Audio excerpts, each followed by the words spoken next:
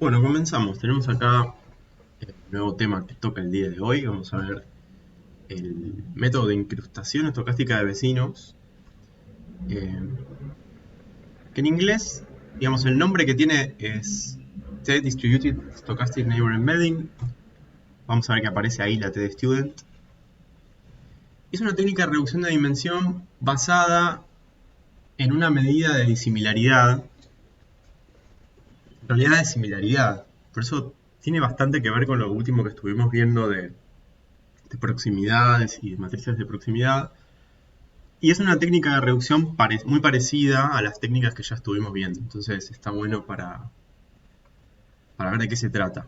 Digamos, el objetivo de esto es igual que reducción de dimensión, lo que ya sabemos. Digamos, vamos a tener vectores X en dimensión P y nuestro objetivo es producir vectores Y que tengan una dimensión más chica. Por ejemplo, 2 o 3 para poder visualizar en baja dimensión.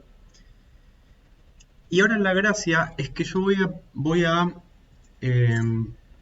producir una medida de similaridad para los puntos originales y voy a tratar de reproducir esa disimilaridad en baja dimensión, pero no con una euclidia, como decíamos con MDS. Veamos. Vamos a poner acá un repaso del teorema de Bayes, que seguramente va a servir de ahora en más. O sea, como que abrimos un paréntesis grande, repasamos Bayes y queda ahí en la cabeza dando vueltas para esto y para unas par de cosas que vienen después.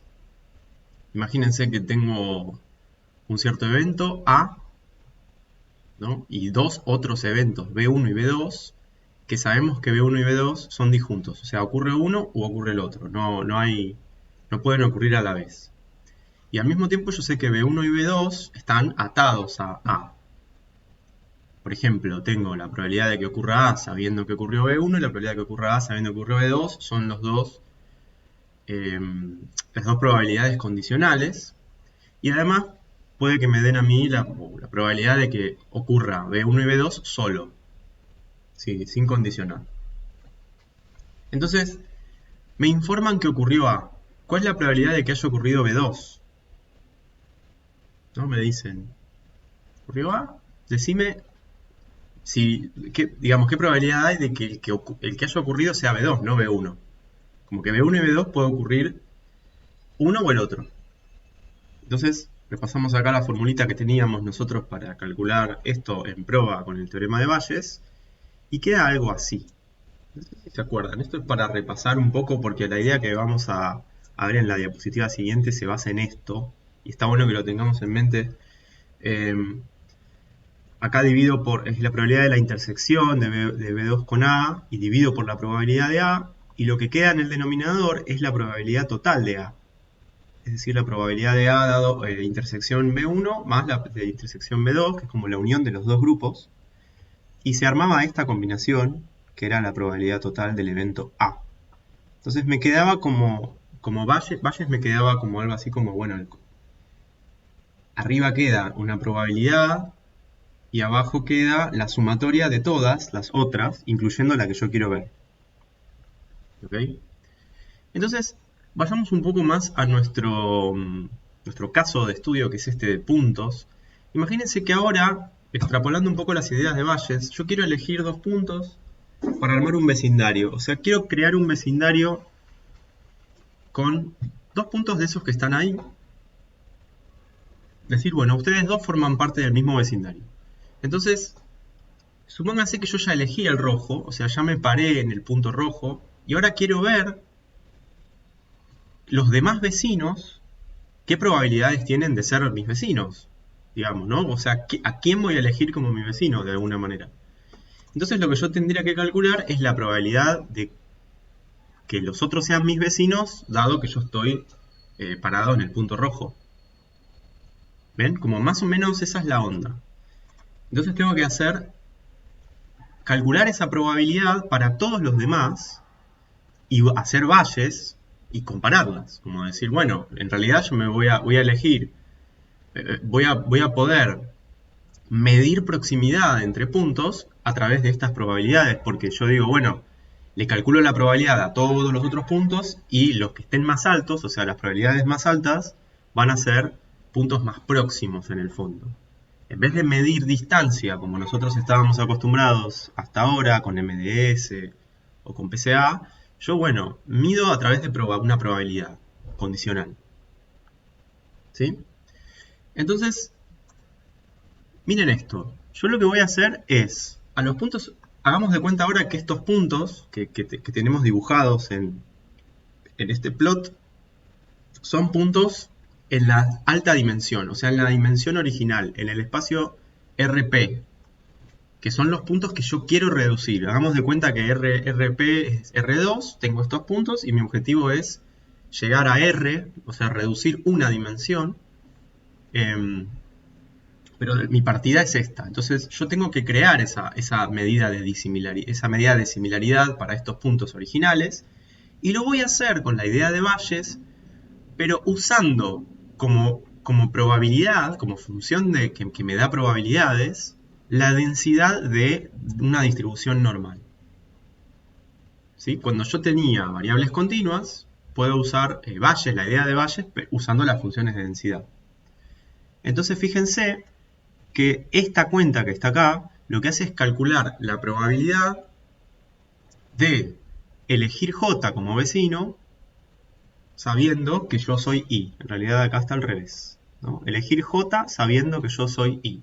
Entonces ustedes párense como centro en I, en el punto rojo que va a ser I. Ese punto, vamos a hacer de cuenta que hay una campana de Gauss ahí, una gaussiana, y el centro de esa gaussiana es xy.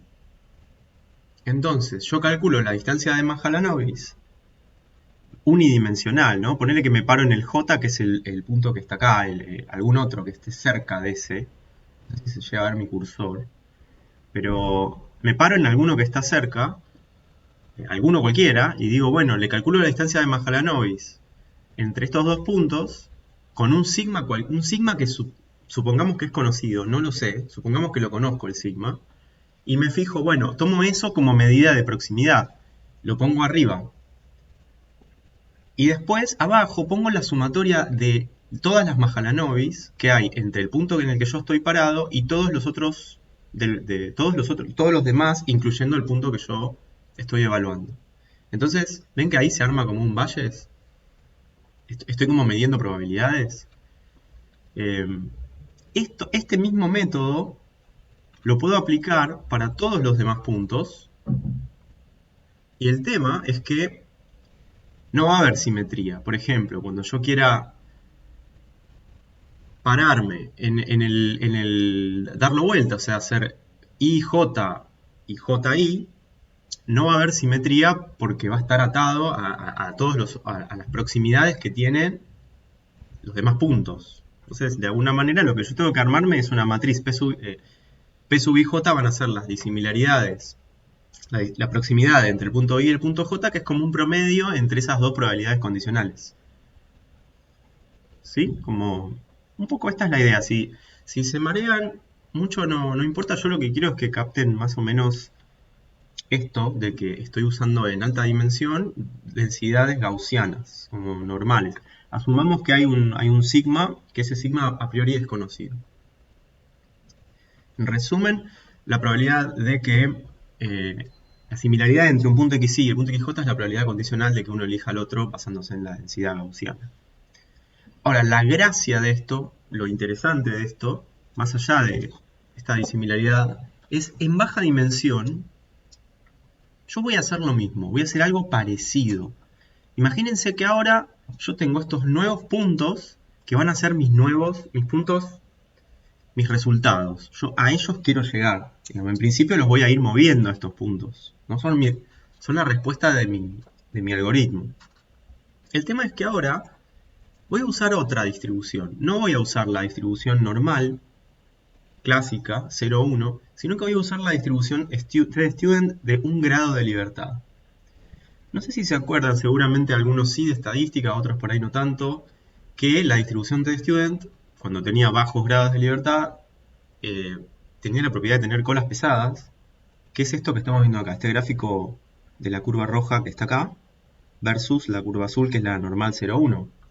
Entonces, ¿qué gracia tiene o qué me puede aportar? Es que ahora yo lo que voy a permitir es que aparezcan puntos más lejanos del centro y que esos puntos más lejanos, bueno, no estén, no sean tan raros. ¿Me explico? Es como, bueno, puede aparecer un punto muy lejano acá y que si yo le mido la densidad, fíjense que la diferencia de densidad que hay entre un punto que está en el centro y un punto que está muy lejos no es tanta como si fuera como si yo tuviera en la normal 0,1. ¿Lo ven? Eso me va a permitir algo, miren, yo lo que quiero hacer ahora es medir la disimilaridad, pero en baja dimensión. Ahora voy a armar una Q y J, solo que ahora en vez de reemplazar por las densidades de una normal estándar, de una normal, la normal como hicimos en alta dimensión, yo acá voy a reemplazar por las densidades de la TDStudent de un grado de libertad.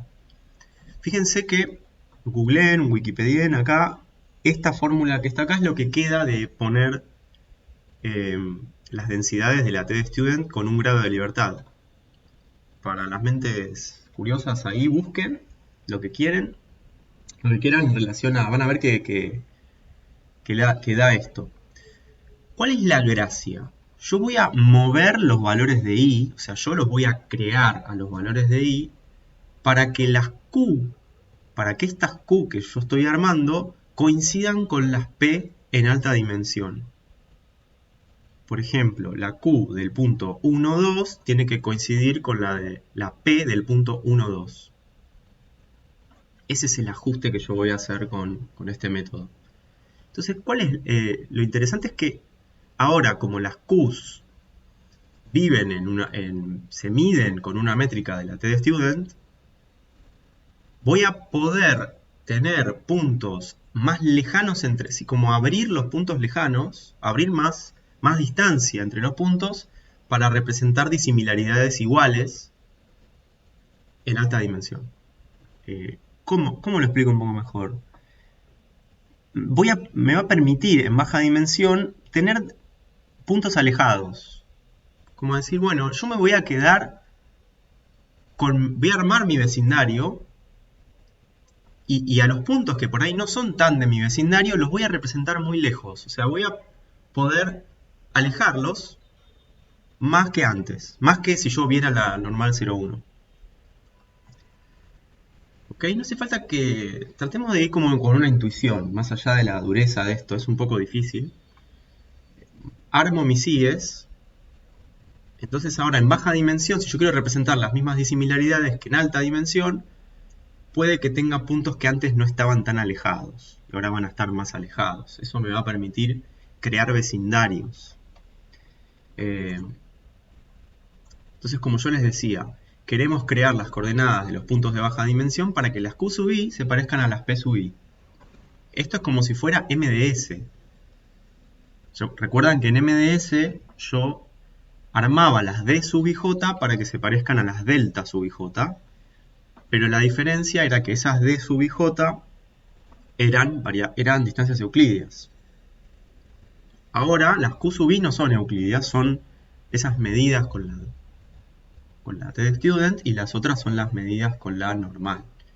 Entonces, ven que acá la idea está buenísima, pero el método, matemáticamente, para resolverlo, requiere otro tipo de acercamiento distinto, bastante distinto a lo que nosotros veníamos viendo en, por ejemplo, componentes principales o escalado multidimensional, donde había una forma algebraica de sacar la respuesta. Acá nuestra función objetivo propuesta va a ser esta, que se llama divergencia de Kullback-Leibler, que tiene un enfoque más machine learning, en el sentido de, bueno, ven que no es algo al cuadrado, no es una suma de cuadrados como se hace en regresión o como hacíamos, por ejemplo, en PCA. Toma logaritmos del cociente entre las dos. Esta fórmula, esta función objetivo, me va a permitir más fácilmente después obtener la solución en forma numérica. Este método se obtiene en forma numérica, o sea, usando un método que se llama el descenso del gradiente, que es si alguno de ustedes ya cursó o sabe algo de métodos numéricos, seguramente lo ven. Pero para no complicar demasiado, como lo puedo resumir es que básicamente este método obtiene la solución de otra manera, más algorítmica, no tanto con, digamos, hay que programar esto, decir, ok, voy a ajustar las IES para que la diferencia entre las P y las Q sea muy chiquitita de acuerdo a esta función. ¿Sí? Bien, vamos a ver el RStudio, vamos a ver con un ejemplo que está preparado en función de algo que ya vimos de PCA. Bien. Lo importante de esto es que se queden con un poco lo básico, si les interesa, está abierta la puerta si les interesa profundizar la parte de matemática, como siempre. Bien, lo que yo hice acá fue retomar el ejemplo ¿se acuerdan que nosotros en una de las clases de componentes principales vimos un ejemplo de los países del mundo que lo que habíamos hecho inicialmente, yo acá voy a cargarlo rápido al caso, y lo que voy a mostrarles es el biplot de PCA que habíamos hecho. Este es el biplot de PCA que se produce con los datos estandarizados, pero sin transformar, o sea, conservando la estructura no lineal de los datos. Esto lo habíamos hecho en su momento. Vean acá esta implementación de biplot que puse yo, que les puede servir, que quedó como más limpia en relación a lo que habíamos hecho. Pero bueno, un poco recorriendo también lo que ustedes hicieron en el trabajo práctico. Habíamos visto que para PCA conviene tener una estructura lineal de los datos, entonces un poco aplicamos esta transformación de Box-Cox para poder visualizar mucho mejor la estructura. Esto lo habíamos hecho, lo estoy repasando. Y nos había quedado algo parecido a esto que está acá, no sé si se llega a ver. Por ahí los países no se lee mucho, pero algo así habíamos logrado. Vieron que quedaba lindo, quedaba mucho más lindo cuando los puntos se formaban como una bola como elíptica. Y acá se podría analizar un poco la agrupación de los países, por qué algunos países estaban lejos, por qué algunos países estaban cerca, cómo se comportan los países en relación a las variables originales, un montón de cosas que pudimos usar. Ahora vamos a ver qué ventajas y desventajas me produce o qué tipo de resultados produce este método de t-SNE. Bien, voy a usar una librería que creo que se llama RT-SNE, la librería, digamos, RTSNE, y lo que uso es esta función, que es la que calcula el método, y me pide como punto de partida una matriz de datos, la matriz X. Así que lo transformo a matriz. Y fíjense que lo que voy a hacer acá es mostrarles cuáles son los argumentos de t-SNE. Yo cargo acá la matriz X. Hay un parámetro que se llama perplexity, que ahora vamos a ver cómo funciona, pero ese parámetro perplexity lo que permite de alguna manera es jugar con el sigma de la normal. ¿Vieron que en la normal en alta dimensión había un sigma? Que ese sigma yo les dije, bueno, tómenlo como conocido. Ese sigma en realidad va a determinar con qué fuerza, o sea, mientras más grande va a ser ese sigma, más probabilidad va a haber de que yo capture a mis vecinos. Es como, tiene que ver con el grado de abarcamiento de esas gaussianas. Me va a permitir producir distintos vecindarios más compactos o menos compactos. Ahora lo vamos a ver. Entonces, este parámetro perplexity me permite ajustar ese sigma en función de de cómo yo lo ponga. Es principalmente el que voy a mover. Bueno, y acá hay un par de parámetros más. Por ejemplo, tita es un parámetro que me va a permitir, si yo pongo tita alto, que el algoritmo iterativo que produce la solución corte antes o corte después y me dé soluciones intermedias. Esto es más numérico. Está bueno que veamos también estos métodos que son como más de Machine Learning y que se combinan muy bien con las cosas que estuvimos viendo. Entonces fíjense, yo lo que voy a armar es calcular ese Disney, plotear los países y fíjense lo que me da. No sé si se llega a ver. Le puse Perplexity bajita. Cuando le pongo Perplexity bajita, el método tiende a armar vecindarios chiquitos, armar vecindarios compactos. Fíjense que voy a ver si puedo agregar acá una ventana en la que tengo... Miren, ahí yo tengo en grande los países. Fíjense que, ¿qué es lo que hizo este método? Lo que hizo este método es agrupar, formar mini clusters, o sea, mini grupitos de los países, que ahora es como, me va a permitir entender mucho, mucho mejor quiénes están agrupados con quiénes.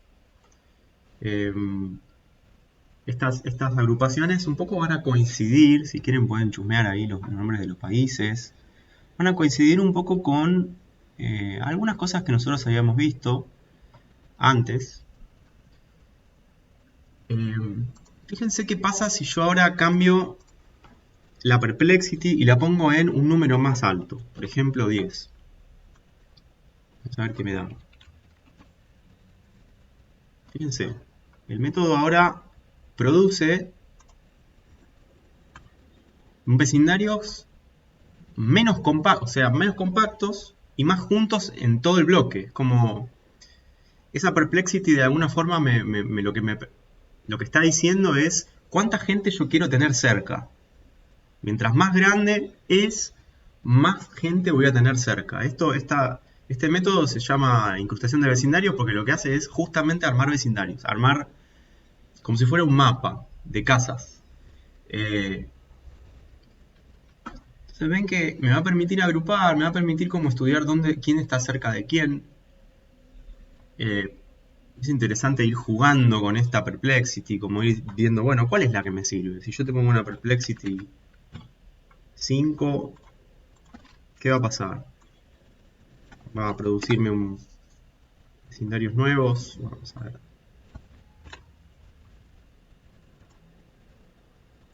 Fíjense acá. Argentina, México, Brasil, India, China, Sudáfrica. No, para mí no es casual que estén ahí los países de los BRICS, por ejemplo. Suelen estar bastante agrupados los países africanos. En este caso van a estar de este lado. Los países africanos. Los países más desarrollados, Canadá, Australia, Noruega, República Checa, Países Bajos, están de este lado. Fíjense que es muy interesante esto, digamos, porque me permite otro tipo de cosas distintas. Y tratemos de comparar pros y contras, o sea, ventajas y desventajas de este método versus lo que nosotros ya hicimos hasta ahora en la materia. Por ejemplo, PCA. Bueno, acá ya les tiro. El parámetro perplexity es el ajuste de valor de sigma y conserva estructuras locales o le da más peso al conjunto. Esa es la idea y es importante ajustarlo. El método se usa para armar grupos, digamos, principalmente se usa para eso, no tanto para analizar. Nosotros en PCA nos importaba la relación que había entre las variables y las componentes principales. Como que me interesaba saber por qué ciertos puntos estaban en ciertas zonas del mapa. Acá esto se pierde, yo no tengo la posibilidad de linkear las variables a las nuevas coordenadas, pero me facilita mucho más el armado de clusters. ¿Sí? Por eso les decía, es difícil interpretar la relación que hay entre las coordenadas nuevas con las variables originales, pero sirve mucho para reducir dimensión. y para agrupar después de reducir dimensión. Esto vamos a hablar un poquito después de qué pasa con cluster. Algo que tiene una desventaja importante que tiene es que si ustedes prueban en el RScript, que lo tienen disponible, no siempre produce la misma solución. Como es un algoritmo estocástico, como se basa en la probabilidad de que yo elija ciertos vecinos, cuando ustedes lo corren una y otra vez sin una semilla fija, les va a dar soluciones diferentes. Entonces el chiste está en ir viendo cómo esas soluciones van variando, si más o menos me agrupa siempre a los mismos.